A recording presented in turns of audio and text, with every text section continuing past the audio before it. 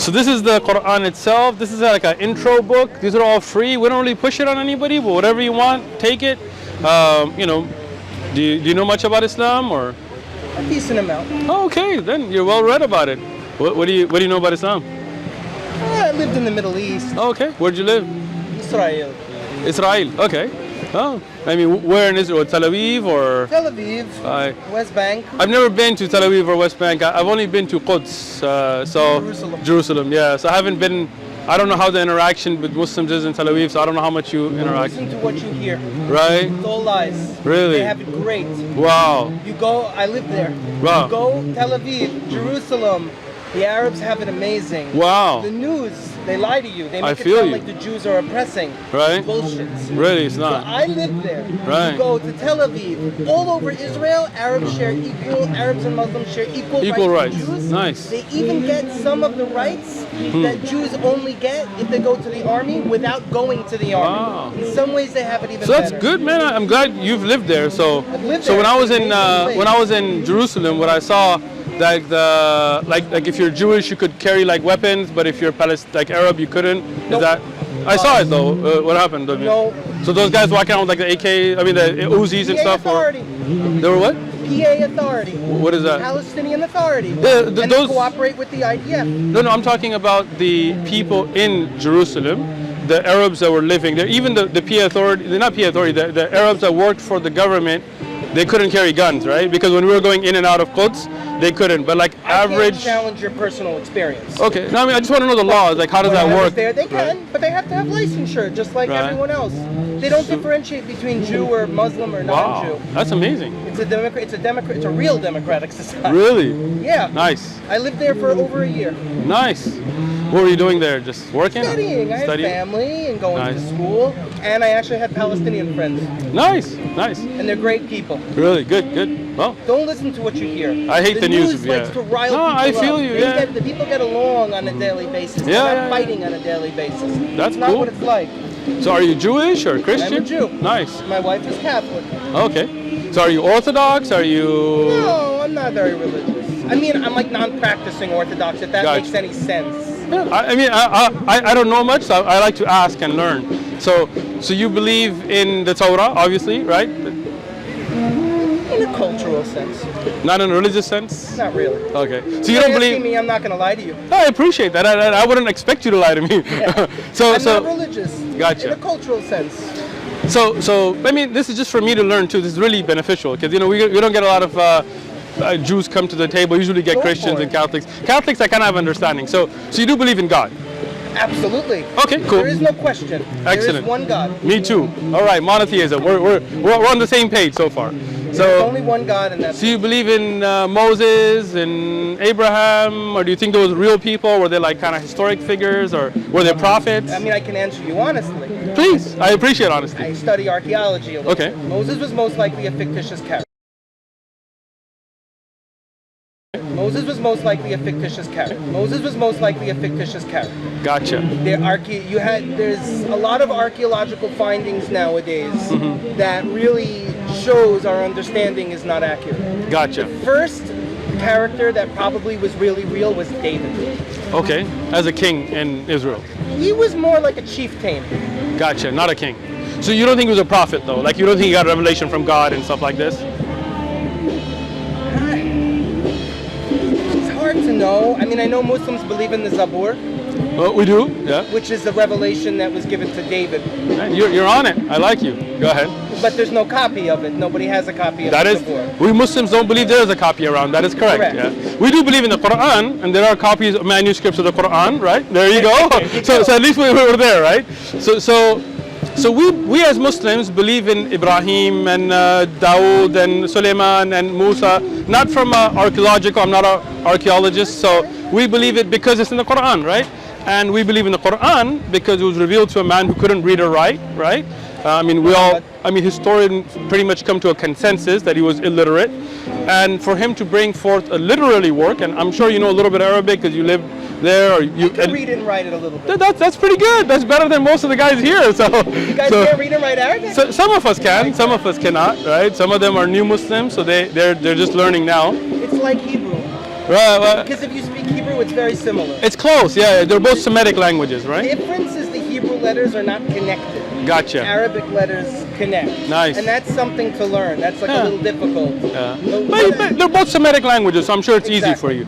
So for the Prophet Muhammad, peace be upon him, to bring a literary work that no Arab poet could challenge at the time was pretty amazing. Like imagine today, somebody who can't read or write brings forth such a English language book that no PhD linguist could respond to, right? It would be impressive. It would be impressive. Not necessarily a miracle by itself. So let's keep going with that, right?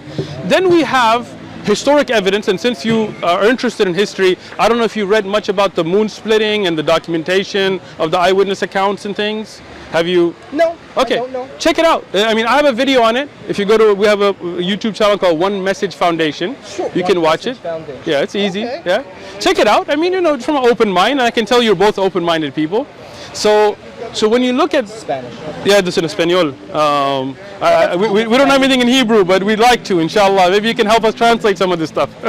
My Hebrew's not that good. Not that great? That's All right. really It's better than mine. Solid. That's hard. That's hard. We'll get some of those Muslims from Palestine to help us with the Hebrew then. So now when we look at the splitting of the moon, there are eyewitness accounts from the enemies of the Prophet Muhammad, peace be upon him, who were the Quraysh. They were polytheists, they were worshippers of idols, and even they affirmed that they saw him split the moon and bring it back together. And there are supporting evidences This from is in the Quran. no, this is in Hadith. This is historic, yeah. I know reference. Hadith. Excellent, good. So now you have Hadith that are from the Sahaba, from the companions who are Muslim, and you have from people who were not Muslim who saw it. And you have supporting evidences, and again, they don't meet the Hadith standards that we have, from Indian scriptures that Hindu kings in India saw it at the same time and became Muslims with it. So, you know, you would think that these types of things would denote somebody who does have some kind of a miraculous ability. Regularly, me and you can't split the moon, right? Not the last time I tried. Right? Try it tonight. Let me know how it goes. Okay. Right? Give it a shot. Or we'll give it a shot. So we believe because of those miraculous things that are in the Quran. Also, the Quran talks about things that we believe the Prophet Muhammad wouldn't have known about.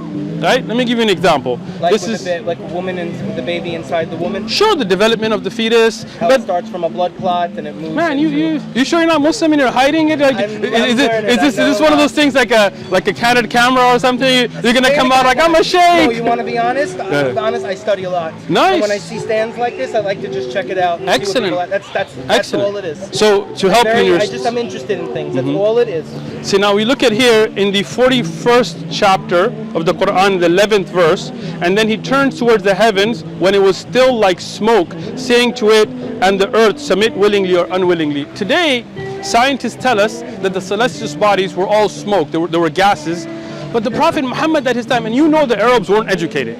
They weren't like the Greeks or the Romans. They didn't have kind of, you know, they were Bedouins. They were warriors. How would he have known things like this, right? I mean, we talk about the orbit. This is in the 21st chapter, 33rd verse, and he is the one who created the day and the night and the sun and the moon, each traveling in an orbit. Now, the fact that the sun even has an orbit, even till recently scientists were debating, right? Sure. Right? So how would, I mean, and again, I've got a lot of these. How would a man in a desert know these things, right? How would he bring a literal miracle, which would be a book of Arabic that even Arab poets who were experts couldn't respond to? Until today, when we study Arabic, if you study Arabic for Nahu and Sarf, you will go back to the Quran. That's the final authority, right? So how could a man who never wrote a poem in his life, he wasn't a poet, right? So when you put all those together, the splitting of the moon, we believe that this shows that he was a true prophet. Right? So what do you think about that?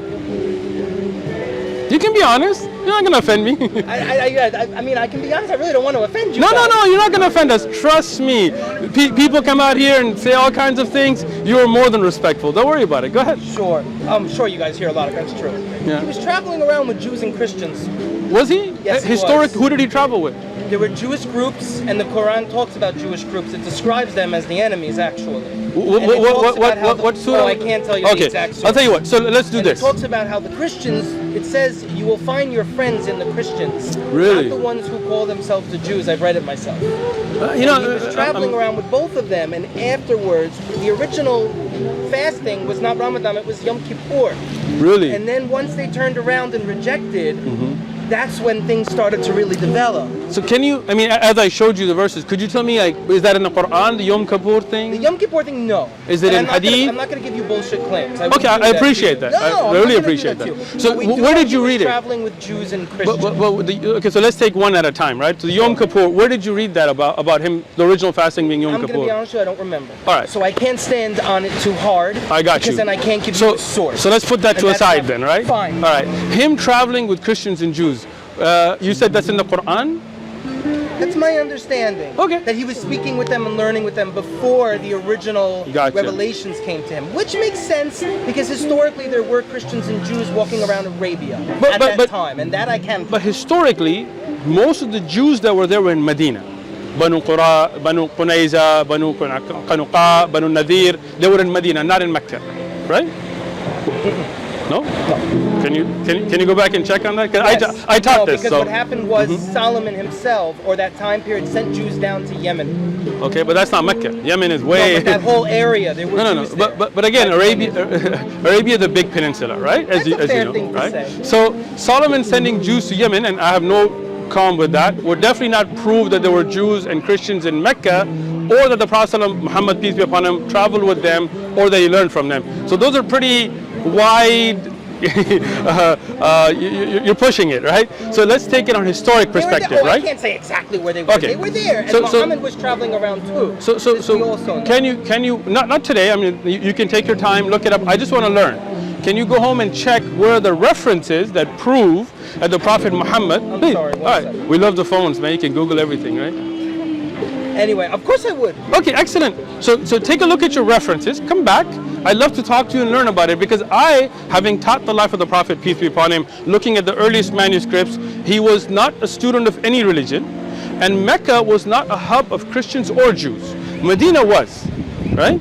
Mecca was almost. That may be. No, I'll accept sure. that. That could be. Mecca was mostly idol worshippers. Argue that. Yeah, but no, it's not even an argument. Go home and look Debate, it up. whatever, Debate, discuss, whatever. learn. Yeah. So let's say you go home and you look up those references, and it turns out that he wasn't. But then we still have these kinds of miraculous things that happen. Would you say that's something that you should at least look into? Raise my eyebrows. There you go. Excellent, excellent. That's fine. So you have a Quran, I'm assuming? Yes. Excellent. You want another one? It's free. I have one. It's free. Okay. There you go. How can you give it up? Excellent. It doesn't make. I'm just being honest. It doesn't make a difference. As long as you're going to read it, I have no problem with giving it to you as a gift. Would you like one? She's my wife. I know. Mine is hers. Hers is mine. All right. If I have one, she has. Cool. Excellent. Well, now you have one. So thank you for talking to us. Excellent. Really appreciate it. It's been a pleasure. We look forward to you coming back and bringing us some of those references so I can kind of pick up my level. Absolutely. Thank you. Take care, guys. Be Thank well. you. Have a